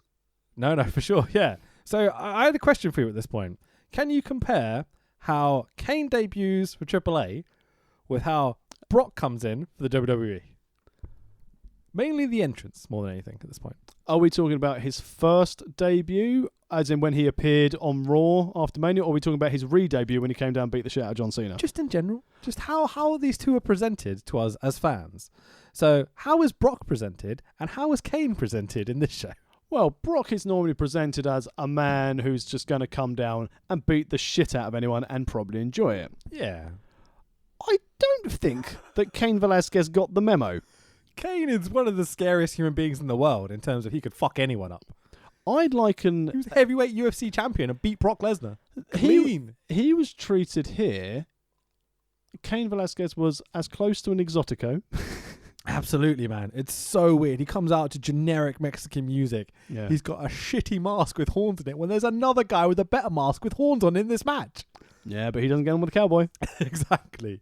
He's got kind of like pleathery trunks on, like tights. Sorry, he looks kind of out of shape as well, to be totally frank. For someone who's shit on the business and then given this opportunity to make quite a lot of money, one would assume, Yeah. to then not bother buying ring gear. And also, of course, what ring gear are you going to buy? Black trunks. Yeah, and the fact he's masked. Why is Cain Velasquez masked? That's gotta be Cain Velasquez. I've killed him again. Yes. So, I mean, there's this... you think about how scary Brock is when he arrived, and you hear that dum, dum, dum, dum, dum. You're like, oh, shit. And he makes his entrance, gives no fucks, beats the shit out of people, you know. Kane comes out. Novelty Mexican restaurant. Can't get his top off all the way because it's stuck on his MMA gloves that he has to wear because he's an MMA fighter. Of course. He has a Mexican flag but can't lift it up because his t-shirt is stuck on his hand, so he can't grab the flag. You're like, what is happening? He ends up taking the middle of the flag going, look, it's the middle of the Mexican flag because I can't lift the whole thing up. Like, be proud of me. It was not a great entrance. Fuck, man. It was so bad. I was so hyped with the idea of like, oh, it's Cain Velasquez. I like Cain Velasquez. He should have, but I know they wanted to put him in as 6-man to protect him, but they should have basically just had him come down and kick the shit out of 2 or 3 people and just eviscerate them. Yeah. And Take a couple of shitty jobbers, have him squash them. You know, I mean, it doesn't get the publicity that this gets. You know, No. I think this would have helped a lot to get butts and seats. I think it all depends on what their long-term plans. If this was a one and done, they had to do it this way to get their money's worth. If he's actually going to stick around and be a professional wrestler, which I don't think he will. I don't know. I don't think he's going back to the UFC. No, well, no one's going to the UFC anymore, are they? Well, he's also very injured and had to take a long time out, and it's done his time. He's reached the pinnacle. Yeah, there's no point in ruining your legacy, Anderson Silva. Yeah, sure. I mean, there's countless names. You know, people just kept fighting way too long. Rich Franklin. So Killer Cross is pretty cool. I'm warming to him. My first time seeing him wrestle. I've seen a few bits of him in TNA. I hate him because he's got Scarlett Bordeaux. Like, they're literally a partner. Yeah. Partners, whatever, you know. So he's done well in life. God damn you, sir. God damn you. God damn you. God damn you. God damn you. But I think because where a lot of people have been signed up by NXT or AEW, yeah, he's got a great opportunity to go and be the top heel on the indies. Yeah, he's very good at looking angry. Yeah. I think that's a huge compliment to play a pro wrestler. I mean, you look at Robbo. Yeah, he's along those lines. Yeah. That's a good example of Paul Robinson. But 7 foot tall and ripped and tattoos and his last feud in Impact was with Eddie Edwards in some kind of hardcore beef. Cool. But he was playing some kind of similar to like Daniels when he was doing his Fallen Angel character. He was some kind of, not preaching is the wrong word, but you know, it's the sort of type of thing like that sort of area. Yeah. I don't think he needs it. No. He can just be, his name is Killer. This is going to sound sad, as I always shit on Randy Orton. Randy Orton's really good right now, by the way. But no, he's not. Killer Cross and Scarlett Bordeaux together, he can just be Randy Orton. Yeah. He can just be a big dickhead. basically. And that's enough for him. He doesn't need all the other stuff. I think he's thinking too much about it, you know? Yeah, I mean, that's his creative license, though, isn't it? He wants to be a character. I don't think he's doing justice to how good he could potentially be. Well, that he's a prime example of someone who needs the machine behind him.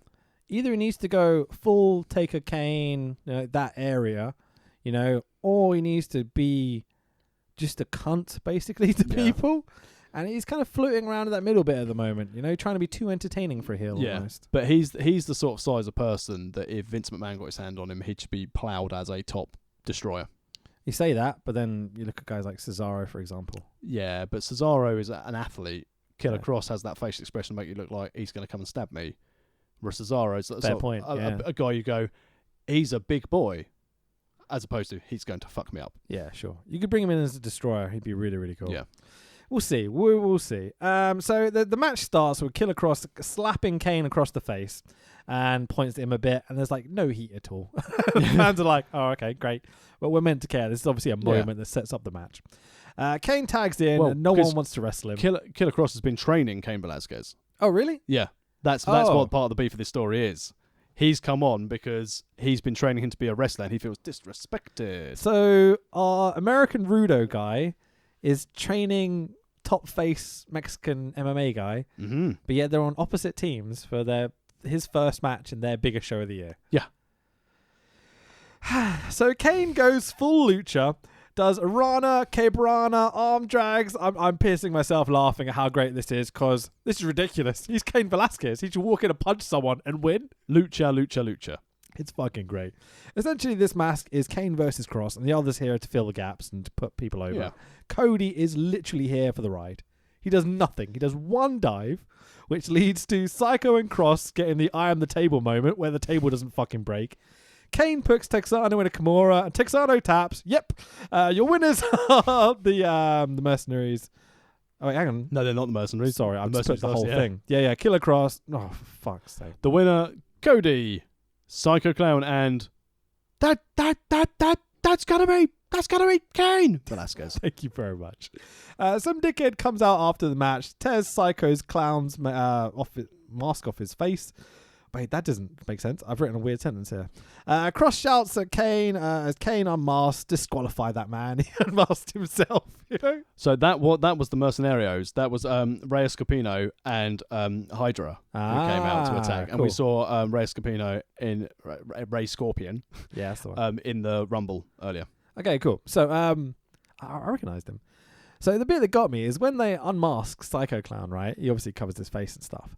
And then we were saying about affording multiple masks. Yeah. Like the Rudos are on the ramp with this mask, like playing with it and stuff. And then Psycho Clown's back in the ring with a fucking mask on. And you're like, where did you get that from? It's like a snake that can grow its own skin. It just brings it all the way back. But, maybe Cain Velasquez had one in his El Torito hood that he was wearing. There we go. So, I mean, I've just written this match was utter shit. And after this match, this is where I got the promo for the sticker book. Jesus Christ. And what a sticker book it was. And they went on about the sticker book for multiple minutes of the same video flicking in the background. It was out flipping standing. I mean, you've got Cain Velasquez. You've got Cody Rhodes, You've got Psycho Clown. You've got not really over heels, unfortunately, but you know what's going to happen all the time. Black Taurus and at least working some spots, there's very little here. It's all about Kane doing lucha shit. And you're like, why can't Kane come in, double leg someone, and beat them up? Well, I said I think this was the attraction. This was the attraction to get the audience in and potentially more American viewers watching this by getting Cain Velasquez in. And if they only had him in for like one or two spots, they may feel cheated for their money. As you said, Cody went for the ride. Cody's not working that stiff as arse ring in 6 sides. You say that, it looks like a bouncy castle in the middle of the ring sometimes. Yeah. Like the ref, for example, when he's wandering around, his foot goes like 4 or 5 inches deep at times. I wonder if it's a different, because I thought they used the same type of rings that TNA use, but people who have bumped in the TNA ring. Also, shout out to Chuck Mambo making his Impact Wrestling debut. Did he? Yeah. Bloody hell, okay. Top work. Well done, Chuck. Well done. Yeah. And, I stay there till WWE buys it. That's probably a good shout. So let's carry on. So finally something that might be watchable. Nearly 3 hours into this fucking terrible show. 4 hours for you. Ugh. We get a 6-man tag team match of the Lucha Brothers Phoenix and Pentagon Jr. versus and Laredo Kid, versus the elite of Kenny Omega making his Mexican debut. Matt Jackson and Nick Jackson, the Young Bucks. Kenny Omega's name is on the big screen. Everything is going to be okay. Genuine sense of relief as I'm watching this, because as much as I know this is going to be more of a lucha style botch fest, at least Kenny Omega's here. Couple of V-triggers. Yeah. In lucha style. Lovely job. He's going to make you care about what's happening in the ring. And this is purely, because Kenny hasn't wrestled since that many matches since January, has he? No, very few. So this is basically Cody and the Bucks have done this going, Kenny, fuck me, mate. Do some work. Get ready. We've got 6 weeks till we're on TV. You need to lob off that ring rust because you're a VP now. Yeah. They do a pretty good job of it, to be fair. Like, the match is a botch fest. It's just guys doing spots for spots' sake. But at least if I'm going to watch lucha, and I'm going to watch this format of the match, because it's exactly the same format as all the matches. We have spots. Everyone does a dive, go to the finish, I'd rather watch these 6 guys doing it than anyone else we've seen so far. Because at least we know everyone will be safe. Yeah, well, ish. Well, the Bucks and Omega will make sure everyone's safe. Sure. The Lucha Boys. So this Laredo Kid became my favorite wrestler straight away because he came out to Scorpions Rock You Like a Hurricane. And I was like, yes! I had to pause this. I had to pause it and go watch the whole thing because that dickhead drummer guy on the ramp, like ruining the music basically. I was like, fuck it, I'm just going to go listen to Scorpions for a minute. It really satisfied me. So, yeah, we got this kind of kabuki looking fella with some... Kairi Sane? No. With some giant drum doing kind of Chinese drumming thing. There's a Chinese dragon, like the New Year's thing. You know? Where does this come from? OWE. Are any of these guys Chinese? Like, where was Achilles Ben when all this was going on? It's a surreal thing. Like, you can see what they're going for. But the Chinese dragon actually gets in the way of Penta and Rey Fenix's entrance. There's no pop for them. And they're like the most over guys in AAA. Well, they did lose the belts. Or previously to the Bucks. They shamed Mexico. They shamed AAA. They shamed AAA. Okay. So they try and get the crowd involved, but there's just corpses in the arena at this point. They're so tired and it's absolutely dead. The arena is legitimately silent to the point where, you go to some like indie shows and you can just hear the ring. Yeah. Because it's squeaking and everything. Exactly. We're watching AAA in the arena Mexico and all I can hear is the ring squeaking. Brilliant miking job. Not a good thing. Not a good thing at all. When Omega gets tagged in the first time, there's this brilliant sign of respect from the crowd. They're like, oh, nice. Kenny Omega's in the ring. It's nice to see how over he is pretty much everywhere. Yeah. I'm going to throw this out there. Oh. Cero Miedo!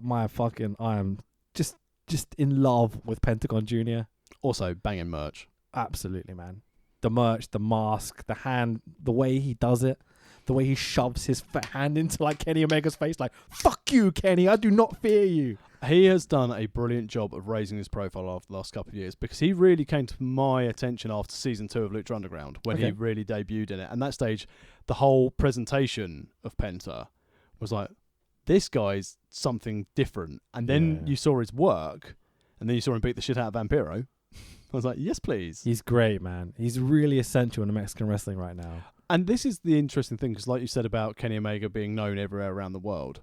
And again, of course, I said before I thought he'd go to WWE, see if he can make... But obviously he's going to stick with his mates, obviously. But I think he's making so much money between AEW and this and everything else, But had AEW not come along and he gone to WWE, he would be a global superstar. Penta? No. Kenny. Maybe. But Penta... I think if WWE, he'd be Dolph Ziggler. Penta needs to never go to WWE. No. Definitely not. Do not let Vince McMahon anywhere near Pentagon Jr. No. That would be terrible. So the Elite Boys are basically the American heels in this match, even though they never really changed their characters completely right until the end of the match. Yeah. Which I kind of respect. It's kind of a weird, constant high spot mess generally throughout the match. Young Bucks match from like 6 years ago. It really is. They like the Young Bucks, Kenny, and this. We know they can all tell stories now. We've seen them in matches do it for New Japan, for AEW, whatever. This is them going back to it's AAA, who cares? Just do whatever you want. At one point, Kenny Omega just has to sit down in the ring and watch Matt Jackson take a package pile driver, Trapper Keeper, by Penta on the hardest part of the ring, as no one cuts off Kenny Omega at all. And so he's literally just sitting there and be like, I'm not going to ruin this spot, so I'll just sit down in the corner and hopefully no one will see me. And based on the camera work, most people missed it. Yeah. Well, the thing is, the camera shows Kenny Omega directly behind this package pile driver. He's literally there on screen as they're showing it. And it's what, 30 seconds that he get opportunity to go save Matt, but doesn't. His laces were untied. He had to be safe. Double knot this time. I mean, he should have at least pretended to tie his laces or be distracted by a fan or something. But that's the most I've ever seen Kenny slip. On the subject of being distracted by a fan, completely out of seeing this, Kofi Kingston at the weekend, there was a great video that his family were at ringside, and obviously he's got his pancakes behind his belt. Yeah. He looked in the crowd and there was a woman just looking down at her mobile phone, so he took a pancake and threw it in her face from the top rope. I was like, that's so good.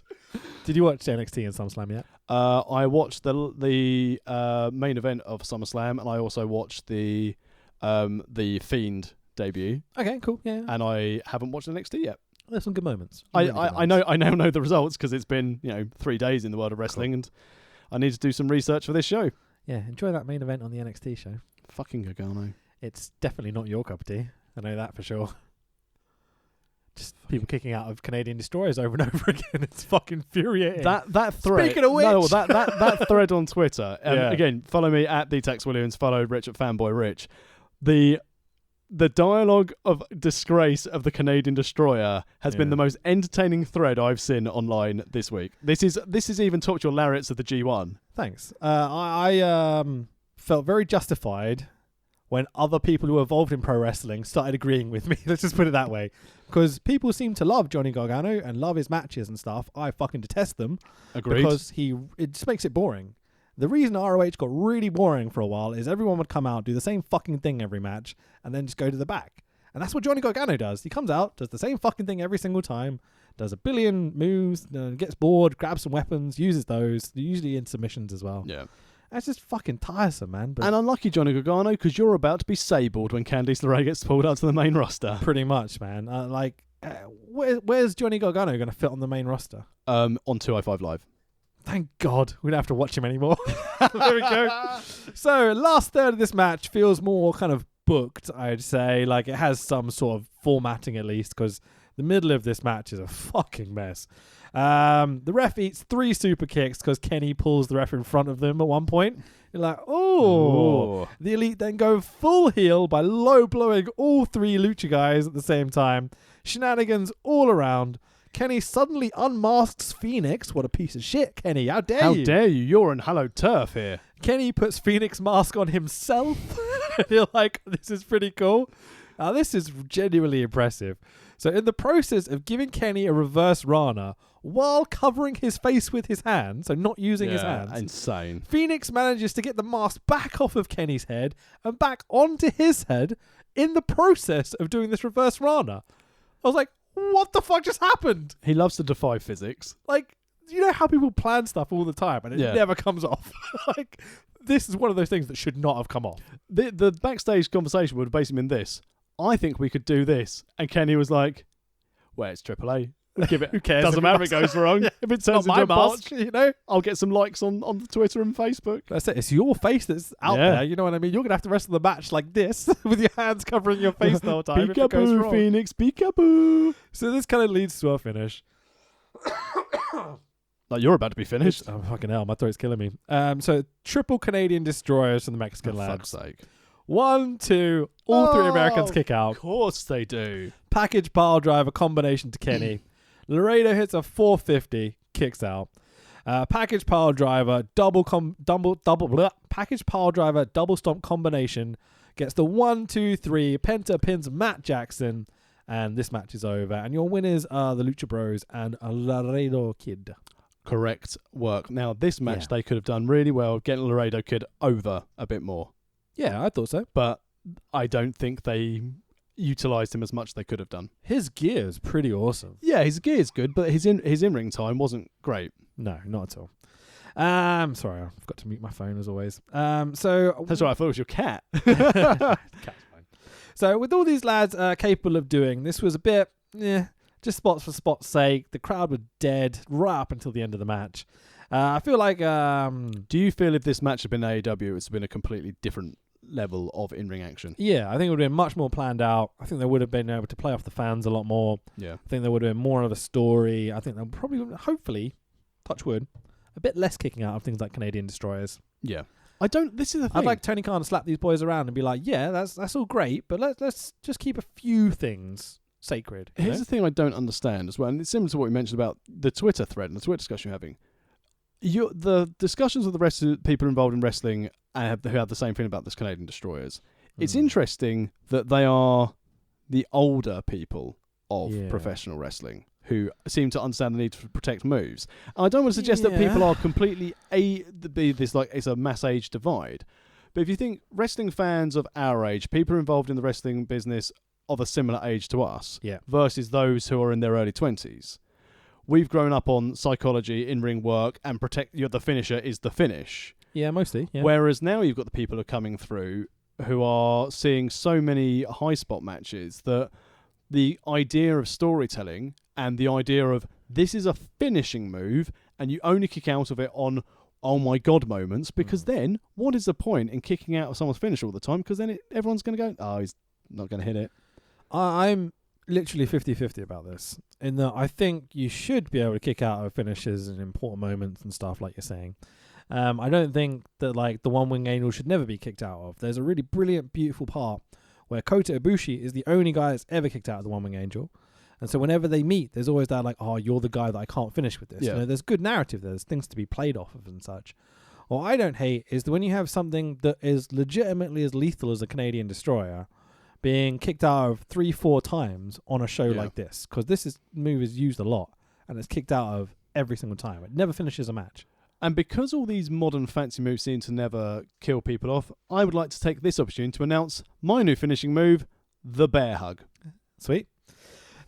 Okay. So post-match, they set up Kenny Omega versus Phoenix for the Triple H Mega Championship, which is going to be fucking awesome. Conspicuous by its absence on their biggest show of the year. I know we've said this last show that they focus on the trios and the tags, but... Yeah. Phoenix isn't even carrying the belt as far as I'm aware. No. They had some belts with them. I don't think it was that belt. No, that was the tag belts. Yeah. I think they had a trios belt there as well, but whatever, it doesn't matter. Kenny says this nice line, I will prove to you that AEW is better than AAA, and spits in Phoenix's face as he walks away, and you're like, damn, Kenny. Yeah, going for it. Again, these two guys cannot put a bad match on. No, it's going to be great to see it. Yeah, like, I love Penta's character. I want a Penta mask more than you can possibly imagine right now.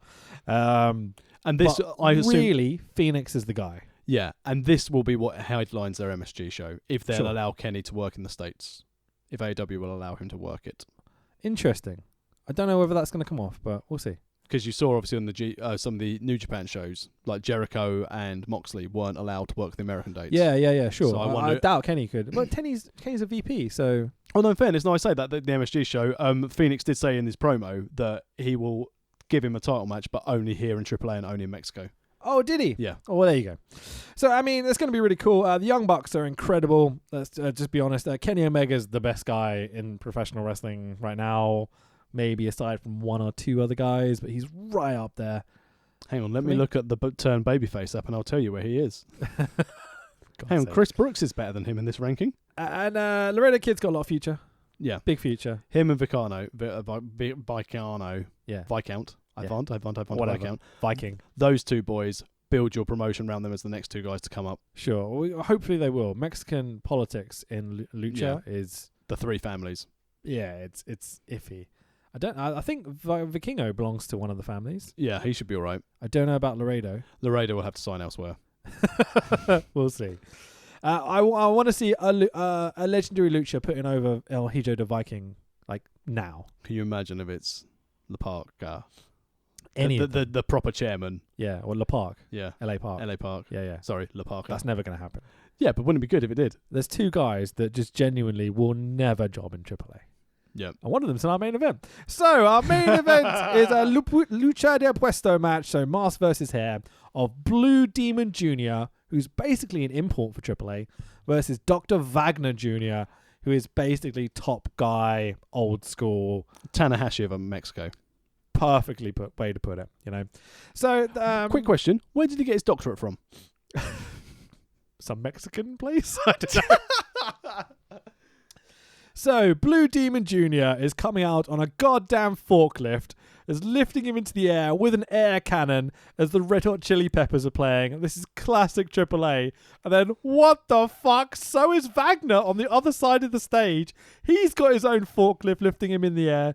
But coming out to Bad Medicine by Bon Jovi. And I'm like, forklift battle! Yes! This is the best version of Robot Wars I've ever seen. Holy shit, man. It was so good. This popped me so hard. Best use of a forklift since Judy Bagwell was on top of it. Oh my fuck it was so great. So the forklift operators have lucha masks on as well. I don't know if you caught this. Oh yeah, yeah. It's like, that's Live the fucking gimmick. hilarious. Wagner is masked, which I was like, hey, didn't you lose your mask last year? Don't let the truth get in the way of a good story. Exactly, or the year before. Yeah, that was our main event, which we watched 2 years ago. Yeah, wasn't it? Yeah, sure. So I've just written here, what am I watching? Because finally we cut into the video package of some sort. And there's the betrayal storyline where Wagner's turned on Blue Demon because of Jarrett. But like Wagner's still technically a face, even though he's a Rudo here. Because in Mexico, half the fans cheer the Rudos, half the fans cheer the Technicos because they don't understand what storytelling is. But they also don't understand copyright. Yeah, exactly. It's Bad Medicine by Bon Jovi, for fuck's sake, you know. So we occasionally cut back into the entrance ramp. As like the that's my cat going. So occasionally we cut back from the video package to these two dudes in their forklifts getting closer and closer together as the video package is playing behind them on the big screen. Like, what a visual, man. Pretty cool. Well played. Save all the budget for the main event. Oh, and Pagano's flamethrower. Sorry, Psycho Clown's flamethrower. Give me 1 second. Sorry. So this is the thing. I said, so this is why I like AAA so much, because can you imagine if in AEW or WWE that they had like Cody going again? Well, if they it's fucking ridiculous, mate. Let's have Hangman against Jericho, and we'll have the introduction on top of fucking lift platforms with the guy who's lost his mask wearing his mask again. Yeah, what the fuck is happening? Well, Rey Mysterio. Well, yeah, but like, you know, he's not meant to. This is the company he lost the mask in. You're not meant to wear the mask again to then unveil yourself. Well, Psycho Clown put his own mask back on. He's just got lots of masks. But he didn't have his face revealed. It's like I bought lots of T-shirts. So the commentators talk about the two families facing off on the rampway. So there's like 10 dudes in Wagner masks, all with the same gear. Then one guy in a Blue Demon Jr. mask, who is Blue Demon Jr.'s son. Yes. So these are the two families facing off. Stryker on commentary goes, oh, there could be a riot. I'm like, what, 10 on 1? Fuck off, Matt Stryker. Listen to the Kaiser Chiefs, prick. Oh, he's an idiot. What? I don't get that. Oh, I predicted that was a terrible joke. That's not even a joke. Anyway, so they face up on the ramp as Blue Demon Jr. and Wagner come down from their forklifts, and it gets really awkward because everyone's just standing there looking at each other going, wait, are you going to go? I've got 10 guys. Am I going to go? Are you going to go? Like, it's so weird. Always the lower number guy goes against the bigger number guy. Yeah. That's how it works. So it's not like how, you know, one guy's made his entrance on the forklift and then got into the ring and then the other guys come out. They've done their entrances at essentially the same time. Yeah. Like, what bullshit political conversation they had backstage that this is how it ended up being. You know? Oh, I'm a bigger star. I should definitely come out last. Oh, but I'm the local guy. I should come out last. You know? Which has led to this bollocks, right? But my family've got a forklift license. Well, we know how to use forklifts without the license. Absolutely. That's the conversation that happened backstage, you know? So Blue Demon Jr. is obviously going to win. Because he's Blue Demon Jr. because of some bullshit probably, and Blue Demon Jr. doesn't even sell. This is what I wrote before the match, right? So heel refs out and I'm like, oh, he's definitely winning now. Yep. Even though he's technically the Technico here. He seems like a right dick, Blue Demon Jr. Always has done. Yeah, I've never liked his work. No. To be fair, I've never really been a fan of Wagner's work, to be honest.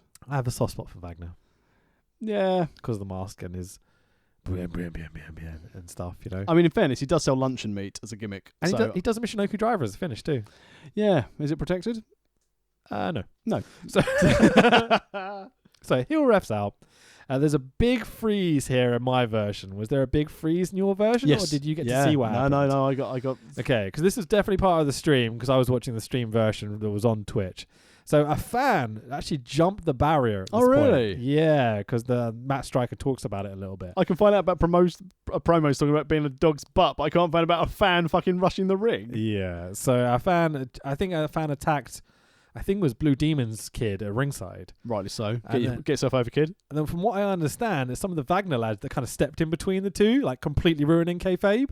But it was very hard to find actual reports on what happened here because I don't think anyone saw it unless they were in the arena. And to be fair, they were looking at their feet at this time anyway, so they probably missed it. What do you mean? Oh, because they were asleep. Oh, okay, yeah. There you go. What the fans? Yeah. So Blue Demon Jr. rips Wagner's mask open and smashes a champagne bottle over Wagner's head. Standard. Which is his cue to Blade, obviously, because it's a Lucha de Puesto match. Wagner unmasks himself, and you're like, again? Hang on, what's going on? So Wagner then rips Blue Demon Jr.'s mask open and smashes a baking tray over his head, which is his cue to Blade, and it's an absolute fucking gusher. He was flooding out. Yeah. He's basically like someone, well, if we're going to use cooking phrase, he just opened a pot of ketchup. Yeah, for sure. It's like he's doing the thing where he's puffing his cheeks out to make the blood flow more. Yeah. But there's a flood of blood coming out of his forehead. Yeah, it's pretty gross. It wasn't great. No, but this is exactly what you expect from a Lucha Puesto match. Yeah, it's bloody war, isn't it? For sure. So realizing that Wagner is meant to be the heel here, but he's definitely more over with the fans. Blue Demon Jr. is 100% the Rudo. Yeah. But he's meant to be the Technico, which, I mean, sums up AAA really, doesn't it? Yeah. Your main event, 2 legends, you don't know how to book them. Sounds like wrestling in general at the moment, really. Well, yeah. So Blue Demon Jr. grabs a fucking claw hammer and starts murdering people. You're like, you fucking prick. He's literally taking this fucking claw hammer and just smashing Wagner with it in his ribs, on his hand, or across his head. That's a message to everyone goes, if you're going to use a fucking sledgehammer. Jesus Christ, man. Like, it's probably a rubber hammer. Yeah, but no, what I'm saying about rubber claw hammer. Yeah. Nah, it's AAA. They can't afford rubber. Oh, do you think it was legit? I'm going to allow my belief to be suspended and assume that Blue Demon's a cunt and probably had a rubber one and replaced it with a real one. Maybe so, man. So the match is typical kind of blood feud stuff, gory, slow-moving, weapons everywhere, long submission attempts. Matt Striker's best line of the night comes in reference to Blue Demon Jr.'s bleeding. He goes, "What does blue and red make? Green?" Brilliant. I mean, in fairness, it's right. Think about it. What do blue and red make? Hulkamania.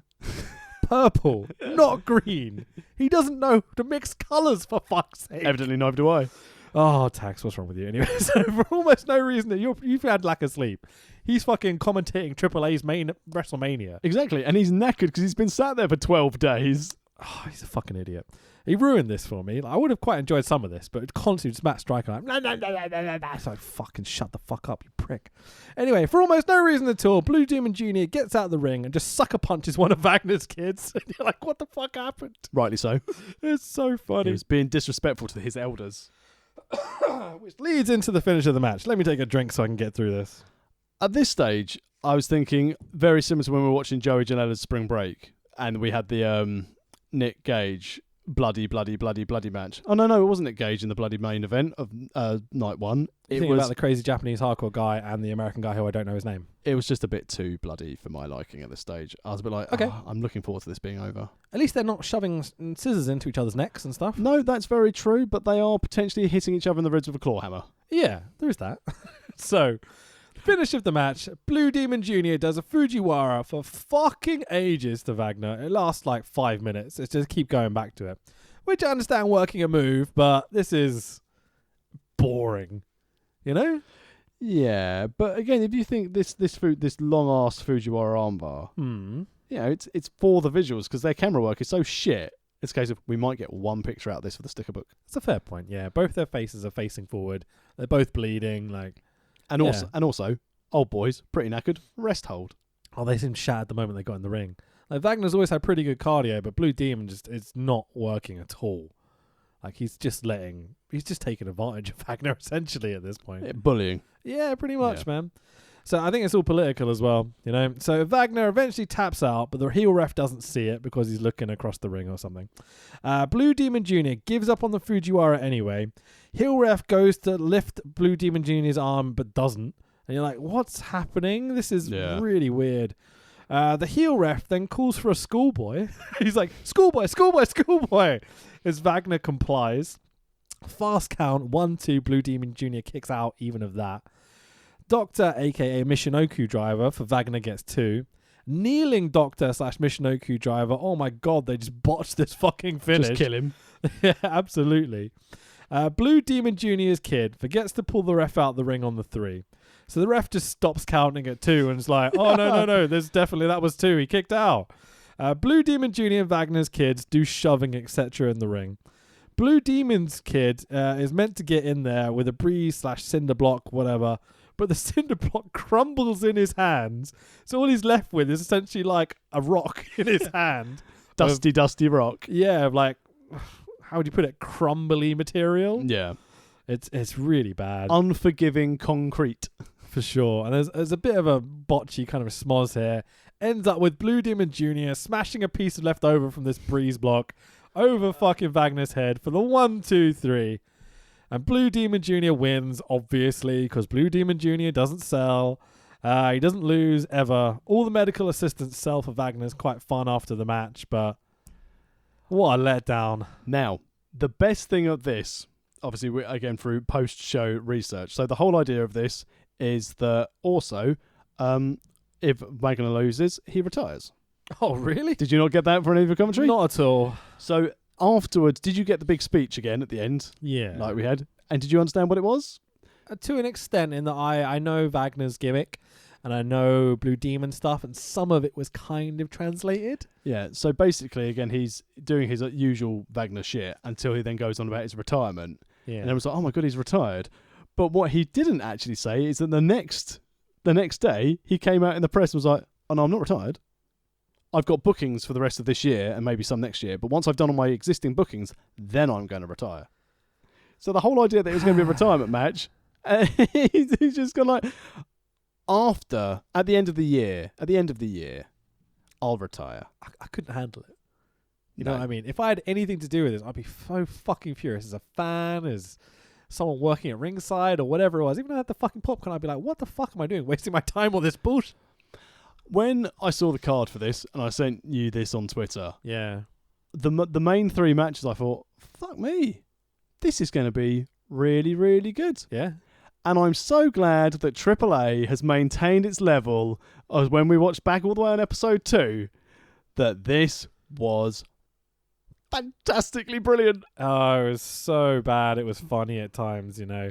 Big shout out to Big Mummy and her crown, her entrance, and she's now one of the top Technicos. Hang on. Let's not skip over the fact that Wagner loses his hair, because that's like the worst thing in the world, isn't it?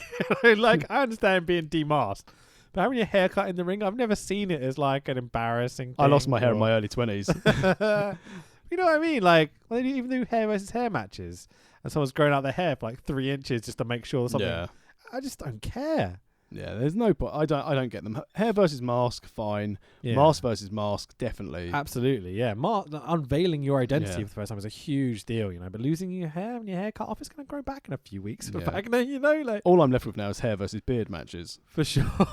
And I would never let anyone be put over for that. So there's a bit here where they kind of shake hands, but we're not sure because it's not shown on camera. Yeah. But Matt Striker puts it over like they have shaken hands, which is just mad to me. This motherfucker tried to kill you with a claw hammer and you lost the match. Don't shake his fucking hand. And more importantly, he lost his hair. So Wagner promo retires, as he said. Blue Demon Jr. then basically grabs the mic, puts him and himself and his kid over, shits on any good feeling that was coming out from this main event. Fuck this show. Blue Demon Jr. comes across like a right piece of shit. Everyone looks really genuinely annoyed at the stuff he said in the ring. The commentators suck their own dicks for a few minutes at the end of the match, be like, oh, we're so great at our jobs, aren't we? And then we're out of here. 6 stars in Arena Mexico! -5 stars. Wow. That was a fucking ride.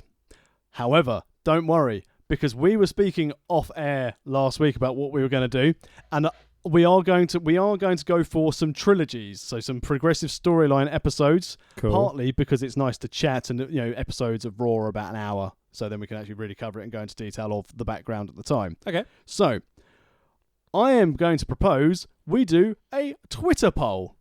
Okay. Cool. And then let our listeners or people who follow us on Twitter decide.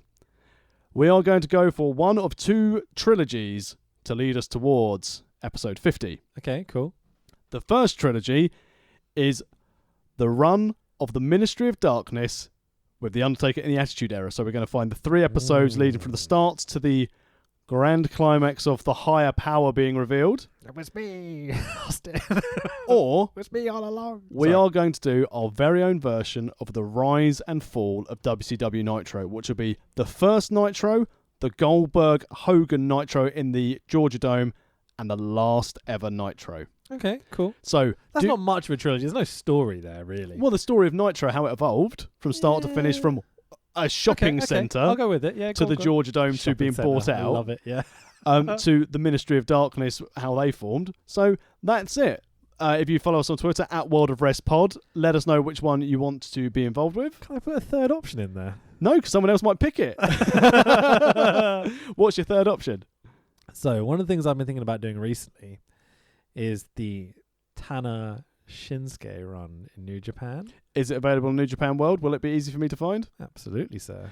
But the whole idea of these shows is that they're an hour long, whereas the Tana Shinsuke stuff would be like 4-hour epics. Yeah, it's 3, 4 hour, 5 hour shows. Yeah. Oh, fuck. It's good, at least. Yeah. Okay, we can maybe do one early New Japan show. We'll find like the first Shinsuke Nakamura. No, I tell you what. Tanahashi match. What we'll do is we will do whatever our Twitter followers like of the Nitro versus Raw. We'll then do a couple of spot shows leading to episode 50, and then after episode 50, we'll do Tana and Shinsuke trilogy. Because by that time, your busy period of summer will be over. My busy work period will be over. Heading into tax return deadline. Indeed, yeah. Or I might have been fired. So who knows? I doubt that. Okay. Cool. Sounds good, man. Yeah, it sounds like a lot of fun. Let's rate this show. What genuinely did you think about it? I thought the first... the problem is with me with these non-English language shows, I find it very difficult to get involved in the whole show because I need the stories without having to go and do the research. Trust me, it wasn't much better with the fucking English commentary.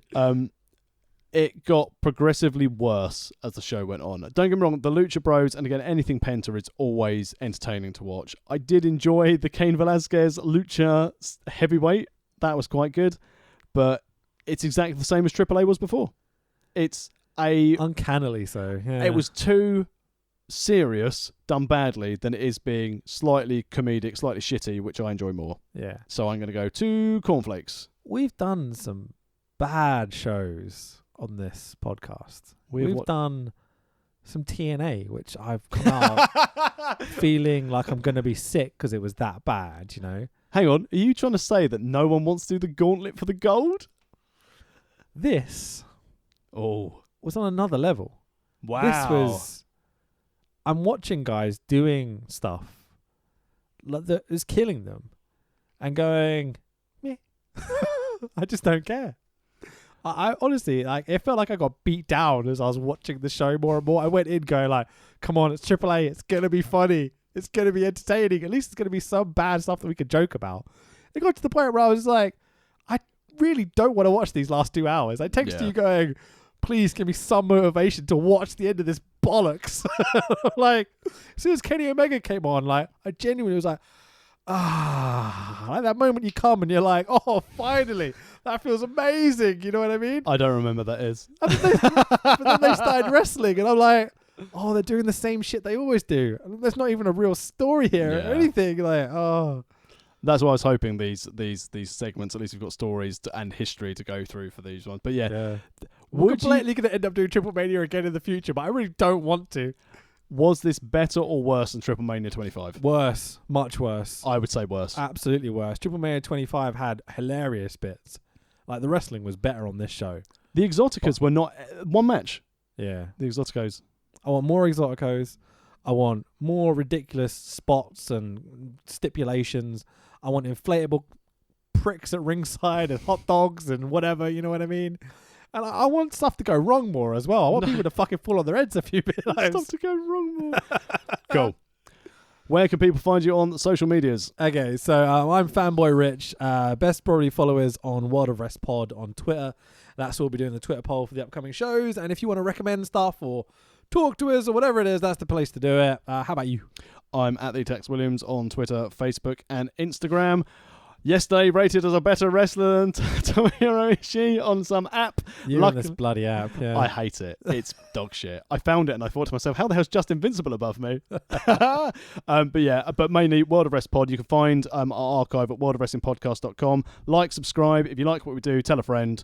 And as we show them, buy a t-shirt so we can make Murder Clown merch. Fucking A. Hopefully I'm not getting ill so we actually do a pod next week because I feel like crap right now. All hail the Plague Pod! Don't watch AAA, whatever you do. Love you lots, people. Bye-bye.